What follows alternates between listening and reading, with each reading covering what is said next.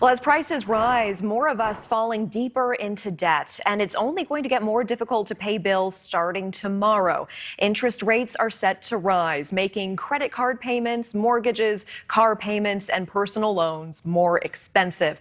This as consumer confidence fell today for the third month in a row, and mortgage demand drops to the lowest level in 22 years.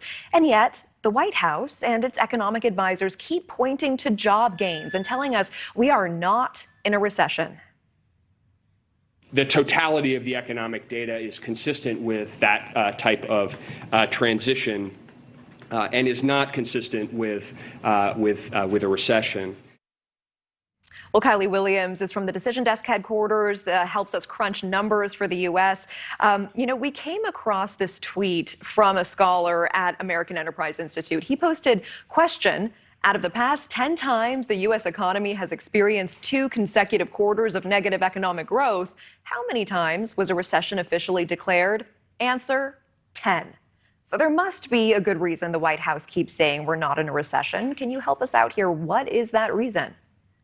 Good evening, Natasha. Thank you. So the thing going on here is Joe Biden and his economic advisors are really in a tough spot. That they are right that unemployment numbers are quite low, and in our polling we ask American voters, and they express a low degree of concern about unemployment, but they are really worried about inflation. And so the problem, what Joe Biden and the Biden administration have to really juggle is how can they talk to the American public, how can they talk to American voters in a way that sounds compelling and believable, while still acknowledging that these sort of price problems are very real. And as the Biden administration has to look toward things with interest rates that you mentioned a moment ago to try and tamper down and try and address the inflation problem in a real way, while still trying to point toward positive things, because job numbers in and of themselves are positive. That, it's really an interesting economic situation where we're seeing these weak economic numbers at the same time that unemployment numbers also remain pretty low. So the Biden administration is trying in a really strategic way to sort of look at the numbers that are positive while trying to sort of steer away from sort of inflation numbers that are more problematic for them. But, of course, the economy is a complicated beast, and,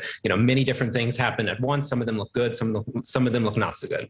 There's some things that I feel like it's a lot easier to put messaging around or maybe a little bit of spin on. But when people at home are stressed financially, can the White House convince Americans that they're not? Is it like trying to tell Americans the sky isn't blue? Yeah, that's sort of exactly, the sort of thing that presidential administrations in the past have struggled with. Right now we're in a midterm year. The House and many Senate seats are going to be up this November. And, it's really sort of what the Biden administration is trying to do now is remind Americans of things that are going well as they try and save their sort of very slim House majority heading into November. But, it's really tough to do because, maybe Americans are aware that, unemployment isn't a problem. They're not necessarily struggling to get a job, but they're seeing prices rise. There are no number of press conferences they can give to convince Americans that eggs at the grocery store aren't more expensive.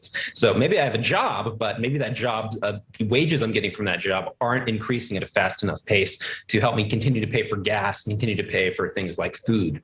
Yeah, I hear you. And meantime, we're looking at higher payments on credit cards and car loans again tomorrow. And we've seen reports that older Americans are already having trouble paying bills, which is just heartbreaking. So how are voters responding to all of these rising prices as we get closer to midterms?